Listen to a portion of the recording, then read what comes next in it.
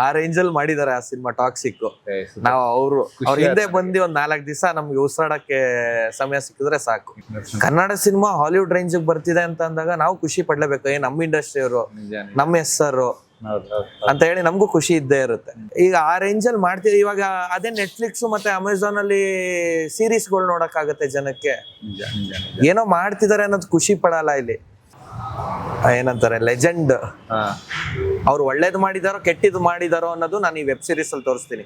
Don Jayaraj ಅವ್ರದ್ದು, ಅವ್ರ ಮಗ ಅವ್ರ ಜೊತೆ ಅಂತ ಹೇಳಿದಾಗ ಅವರು ಹಂಗೆ ಓಪನ್ ಮಾಡ್ತಾ ಮಾಡ್ತಾ ಮಾಡ್ತಾ ಈ ಡಾನ್ ಜಯರಾಜ್ ಅಂತ ಹೆಸರು ಬಂತು.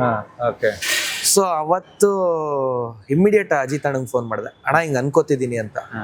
ಗಂಗಾ ಕಾವೇರಿ ಅಂದಾಗ ನನಗೆ ಸಾಂಗ್ಸ್ಗಳು ಏನ್ ಸಾಂಗ್ಸ್ಗಳು ಒಂದು ಸರ್, ನನ್ಗದೊಂದು ಆ ಸಿನಿಮಾ ಒಂಥರ ನನ್ಗೆ ಇವಾಗ್ಲೂ ಅಷ್ಟೇ ಎವರ್ ಗ್ರೀನ್ ಸಿನಿಮಾ. ನಮ್ ತಂದೆ ಸಿನಿಮಾ ಅಂತ ಹೇಳ್ತಿಲ್ಲ, ನನಗೂ ಸಾಂಗ್ಸ್ ಅದ್ಭುತವಾಗಿ ಬಂದಿದೆ. ಕೆ ಕಲ್ಯಾಣ್ ಸರ್ ಬರ್ದಿರೋ ಒಂದೊಂದು ಸಾಂಗು ವಾವ್ ಅನ್ನಂಗಿದೆ. ಅವ್ರ ಜೊತೆ ಎಲ್ಲ ಕೆಲಸ ಮಾಡ್ಬೇಕು ಅಂತ ಆಸೆ ನನಗೆ. ಅದೊಂದ್ ದಿವಸ ಬರುತ್ತೆ, ಕಾಯ್ತಾ ಇದೀನಿ ಅದಕ್ಕೆ. ರೈಟ್ ನೌ ಏನ್ ಕಂಡೀಷನ್ ಇದೆ? ಕೆಲ ಪೋಸ್ಟ್ ಪ್ರೊಡಕ್ಷನ್ ಇದೆ, ಎಡಿಟಿಂಗ್ ಆಯ್ತು, ಡಬ್ಬಿಂಗ್ ಆಲ್ಮೋಸ್ಟ್ ಮುಗ್ದಿದೆ. ಇನ್ನ ಏನಿದ್ರು ರೀ ರೆಕಾರ್ಡಿಂಗ್ ಹೋಗ್ತಾ ಇದೀವಿ. ನಂಬರ್ ಆಫ್ ಡೇಸ್ ಅಷ್ಟು ಶೂಟ್ ಮಾಡಿದ್ರಿ? ಎಲ್ಲೆಲ್ಲಿ ಶೂಟ್ ಮಾಡಿದ್ರಿ? 35 days ಆಫ್ ಶೂಟ್ ಮಾಡಿದ್ರ? ಇಲ್ಲ ಗ್ಯಾಪ್ಸ್. ಉತ್ತರಾಖಂಡ್ ಅಲ್ಲಿ ಮಾಡಿದ್ವಿ, ಮೈಸೂರಲ್ಲಿ ಮಾಡಿದೀವಿ, ಬೆಂಗಳೂರು ಮತ್ತೆ ಮಂಗಳೂರು. ಓಕೆ.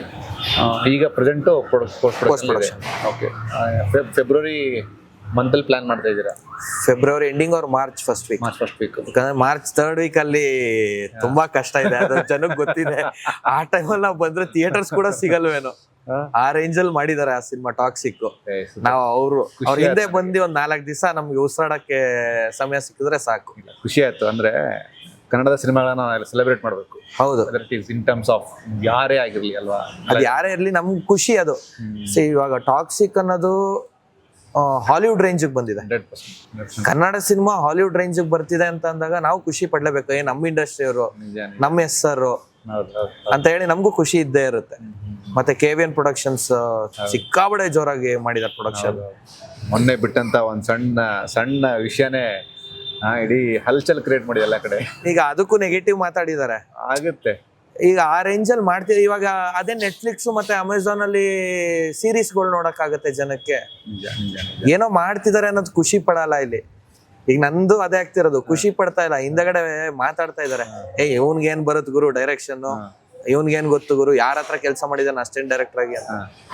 ಅಸಿಸ್ಟೆಂಟ್ ಡೈರೆಕ್ಟರ್ ಆಗಿ ಮಾಡಿಲ್ಲ ಯಾರ ಹತ್ರ, ಟ್ರಾವೆಲ್ ಮಾಡಿದೀನಿ. ಆಮೇಲೆ ಮನೇಲೆ ಒಂದು ನನಗೆ ಏನಂತ ಟ್ಯೂಷನ್ ಇದೆ, ಸಿನಿಮಾದ ಟ್ಯೂಷನ್ ಮಾಸ್ಟ್ರು, ಟ್ಯೂಷನ್ ಒಂದ ಜನಕ್ಕೆ ಕೆಲಸ ಕೊಟ್ಟಂತ ಪ್ರೊಡಕ್ಷನ್ ಹೌಸ್ ಅಲ್ವಾ. ಇದ್ರ ಪ್ಯಾರಲಲ್ ಆಗಿ ಏನ್ ನಡೀತಿದೆ ಕೆಲಸ? ಬರದ್ದು ನಡೀತಾ ಇದೆ, ಒಂದು ಸಬ್ಜೆಕ್ಟ್ ನಡೀತಾ ಇದೆ, 2 ಸಬ್ಜೆಕ್ಟ್ ನಡೀತಾ ಇದೆ. ಒಂದು ರೇಸರು, ಇನ್ನೊಂದು ಮಾಡ್ತಾ ಇದೀನಿ. ಏನು ಹೇಳಿ ಅದೇನಂತ? ಗೊತ್ತಿರುತ್ತೆ ನಿಮ್ಗೆ ಆಲ್ರೆಡಿ. ಅಲ್ಲ, ವೆಬ್ ಸೀರೀಸ್ ಬಗ್ಗೆ ಒಂದೇನೋ ವಿಷಯ ಬಂತು. ಹೌದು, ವೆಬ್ ಸೀರೀಸ್ ಮಾಡ್ತಾ ಇದೀವಿ. ಅದನ್ನು ಘಟಾನುಘಟಿ ವಿಷಯ ಇಟ್ಕೊಂಡು ನಮ್ಮ ಏನಂತಾರೆ ಲೆಜೆಂಡ್, ಅವ್ರು ಒಳ್ಳೇದು ಮಾಡಿದಾರೋ ಕೆಟ್ಟಿದ್ದು ಮಾಡಿದಾರೋ ಅನ್ನೋದು ನಾನು ಈ ವೆಬ್ ಸೀರೀಸ್ ಅಲ್ಲಿ ತೋರಿಸ್ತೀನಿ. ಡಾನ್ ಜಯರಾಜ್ ಅವ್ರದ್ದು, ಅವ್ರ ಮಗ ಅವ್ರ ಜೊತೆ ಅಜಿತ್ ಅಣ್ಣ, ನಮ್ಗೆ ತುಂಬಾ ಆತ್ಮೀಯರು. ಹಿಂಗೆ ಕುತ್ಕೊಂಡು ಇದೇ ಜಾಗದಲ್ಲಿ ಕುತ್ಕೊಂಡು ಮಾತಾಡ್ತಿರ್ಬೇಕಾದಾಗ ಒಂದ್ ದಿವಸ ಪಾರ್ಟಿ ಮಾಡ್ಕೊಂಡು ಅವತ್ತು ಹೇಳಿದ್ರು, ಭರತ್ ಎಲ್ಲಾರು ಮಾಡ್ತಾ ಇದಾರೆ ಬಟ್ ರಿಯಲ್ ಕತೆ ಯಾರು ಮಾಡ್ತಿಲ್ಲ ಅಂತ. ನಾನು ಅಲ್ಲಿಗೆ ಬಿಟ್ಬಿಟ್ಟಿದೆ. ಇದು ಒಂದು ಆಲ್ಮೋಸ್ಟ್ 7-8 months ಬ್ಯಾಕ್. ಹೌದಣ್ಣ ಏನಣ್ಣ ಅಂತ ಅನ್ಕೊಂಡು ಸುಮ್ನೆ ಮಾತಾಡ್ಕೊಂಡು ಸುಮ್ಮನೆ ಆಗಿದೆ. ಆಮೇಲೆ ಒಂದ್ ದಿವಸ ನಾನು ನಮ್ಮ ಎಡಿಟರ್ ಜೊತೆ ಮಾತಾಡ್ತಿರ್ಬೇಕಾದ್ರೆ, ಸರ್ ನೀವು ಮಾಡೋದೆಲ್ಲ ಮಾಸ್ ಸಬ್ಜೆಕ್ಟ್, ಇದು ಏಂತಕ್ ಸರ್ ಕೇಳ ಈ ಲವ್ ಸಬ್ಜೆಕ್ಟ್ ತಗೊಂಡಿದ್ದೀರಾ?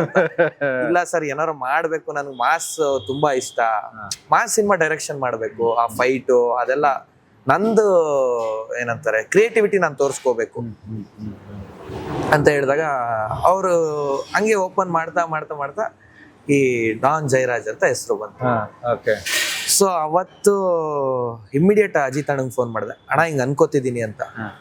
ಭರತ್, ನನ್ಗೆ ಸುಮಾರು ಜನ ಕೇಳಿದ್ದಾರೆ, ಬಟ್ ನಾನು ನಿನ್ನ ಕೊಡ್ತೀನಿ ಇದನ್ನ, ಈ ಸಬ್ಜೆಕ್ಟ್ ನಾನು ನಿಂಗೆ ಕೊಡ್ತೀನಿ.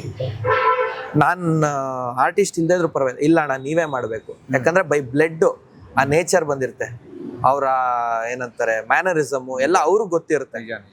ನಾವು ಆರ್ಟಿಸ್ಟ್ ಬೇರೆಯವ್ರನ್ನ ಹಾಕೊಳ್ಳೋದು ದೊಡ್ಡ ವಿಷಯ ಅಲ್ಲ. ಬಟ್ ಅವರೇ ಮಾಡಿದಾಗ, ಮಗನೇ ಮಾಡಿದಾಗ, ಈಗ ಜಾಂಟಿ ಸನ್ ಆಫ್ ಜಯರಾಜ್ ಅವ್ರು ಮಾಡಿದ್ರು, ಅದ್ರಲ್ಲಿ ಒಂದು ಲುಕ್ ಇದೆ ಜಯರಾಜ್ ಅವ್ರ ಲುಕ್.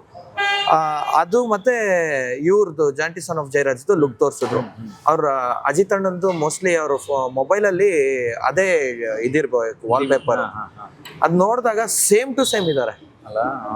ನಾನು ಅಣ್ಣ ಯಾಕೋ ಬೇರೆ ತರ ಹೋಗ್ತಾ ಇದೆ, ನಾನು ತುಂಬಾ ಕೆದಕ್ತೀನಿ ಅಣ್ಣ ಈ ವಿಷಯನ ಅಂತ ಅಂದೆ. ಆಯ್ತು ಭರತ್, ಏನಿದೆಯೋ ನೀನ್ ಡೈರೆಕ್ಟ್ ಆಗಿ ಓಪನ್ ಆಗಿ ಮಾತಾಡೋ ಅಂತ ಕೆದಕೊಂಡು ಹೋದಾಗ ಅಜಿತ್ ಅಣ್ಣ ಒಂದು ವಿಷಯ ಕೊಟ್ರು. ಆ ವಿಷಯ ನನಗೆ ಇವತ್ತು ಅದನ್ನ ಮಾಡಂಗ್ ಮಾಡ್ತಾರೆ. ವೆಬ್ ಸೀರೀಸ್ ಗಟ್ಟಿ ಕಂಟೆಂಟ್ ಸರ್. ಇದನ್ನ 2.5 ಗಂಟೆಯಲ್ಲಿ ತೋರ್ಸಕ್ಕಲ್ಲ. 8 ವರ್ಷ ಅವರು ಬೆಂಗಳೂರಲ್ಲಿ ಡಾನ್ ಆಗಿದ್ರು. ಆ 8 ವರ್ಷ ನಾನು 2.5 ತೋರ್ಸಕ್ ಆಗದೇ ಇಲ್ಲ. ಅವರು ವರ್ಕ್ ಮಾಡಿದ್ದು HAL ಅಲ್ಲಿ. ಸೊ HAL ಅಲ್ಲಿ ಸೆಂಟ್ರಲ್ ಗೌರ್ಮೆಂಟ್ ಎಂಪ್ಲಾಯ್ ಇದ್ದವರು ರಿಸೈನ್ ಮಾಡಿ ಬಂದು ಈ ತರ ರಾಜಕೀಯಕ್ಕಾಗ್ಲಿ ಅಥವಾ ಅವರು ಸಮಾಜ ಸೇವೆ ಮಾಡೋದಾಗ್ಲಿ ತುಂಬಾ ಇದೆ ಕಂಟೆಂಟ್. ಇವಾಗ್ಲೇ ನಾವ್ ಹೇಳ್ಬಿಟ್ರೆ ಎಲ್ಲ ಸರಿ ಹೋಗಲ್ಲ. ಸೊ ಅದೆಲ್ಲ ಏಂತಕ್ಕ ಸೆಂಟ್ರಲ್ ಗೌರ್ಮೆಂಟ್ ಕೆಲಸ ಬಿಟ್ಟು ಯಾರು ಅದಕ್ಕೆ ಬರಲ್ಲ. ಯಾರು ಬರ್ತಾರೆ ಸರ್ ಇವತ್ತಿನ ಕಾಲದಲ್ಲಿ? ಅವತ್ತಿನ ಕಾಲದಲ್ಲೇ ಯಾರು ಬರಕ್ ಇಷ್ಟಪಡ್ತಾರೆ. ಸೆಂಟ್ರಲ್ ಗೌರ್ಮೆಂಟ್ ಅಂದ್ರೆ ಸೇಫ್ ಆದಂತ ಕೆಲಸ ಅದು, ಲೈಫ್ ಲಾಂಗ್. ಅದನ್ನೆಲ್ಲ ನೀಟಾಗಿ ಕೆದಕೊಂಡು ಒಂದ್ ಸಬ್ಜೆಕ್ಟ್ ರೆಡಿ ಮಾಡ್ತಾ ಇದೀವಿ. ಸೂಪರ್. ಸ್ವಲ್ಪ ಟೈಮ್ ಹಿಡಿಯುತ್ತದು, ಯಾಕಂದ್ರೆ ಒಂದೇ ಸತಿ ತೊಗೊಳಕ್ಕಾಗಲ್ಲ. ಅದೊಂದಷ್ಟು ಸೀಸನ್ ಅಂತ ಪ್ಲಾನ್ ಮಾಡ್ಬೇಕು, ಎಪಿಸೋಡ್ಸ್ ಪ್ಲಾನ್ ಆಗ್ಬೇಕು. ಒಂದ್ ಸೀಸನ್ ಅಲ್ಲಿ ಎಷ್ಟು ಎಪಿಸೋಡ್ ಬರುತ್ತೆ, ಆರ್ಟಿಸ್ಟ್ಗಳು ಫೈನಲ್ ಮಾಡ್ಬೇಕು. ಸ್ವಲ್ಪ ನೀಟಾಗಿ ಕ್ಲೀನ್ ಆಗಿ ಮಾಡ್ಬೇಕಾಗುತ್ತೆ. ಏನೋ ಒಂಚೂರು ಹೆಚ್ಚು ಕಮ್ಮಿ ಆಯ್ತು ಅಂದ್ರೂ ನನಗೆ ಅದು ತೊಂದರೆ ಆಗುತ್ತೆ. ನನಗೂ ತೊಂದರೆ ಆಗ್ಬಾರ್ದು, ಅಥವಾ ನನ್ನ ಜೊತೆ ಕೆಲಸ ಮಾಡೋರ್ಗು ಆಗ್ಬಾರ್ದು, ಅಥವಾ ಅಜಿತ್ ಅಣ್ಣವ್ರಿಗೂ ಆಗ್ಬಾರ್ದು. ಅವ್ರ ಫ್ಯಾಮಿಲಿ ಏನ್ ಕಷ್ಟ ಪಟ್ಕೊ ಬಂದಿದ್ಯೋ ಇಲ್ಲಿ ತನಕ ಅದನ್ನ ಹಾಳು ಮಾಡಬಾರ್ದು ನಾವು.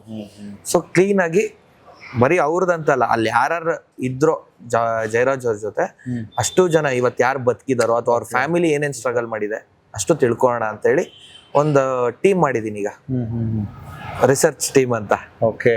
ಆ ಟೀಮ್ ಇವಾಗ ವರ್ಕ್ ಮಾಡ್ತಾ ಇದೆ. ಅಥೆಂಟಿಕ್ ಆಗಿ ಸಿಕ್ಕಂತ ಒಂದು ಅವಕಾಶನ ತುಂಬಾ ಚೆನ್ನಾಗಿ ಉಪಯೋಗಿಸ್ಕೋಬೇಕು ಅನ್ನೋದು ನಿಮ್ಮ ಇಂಟೆನ್ಷನ್ ಅಷ್ಟೇ. ಖಂಡಿತವಾಗಿ.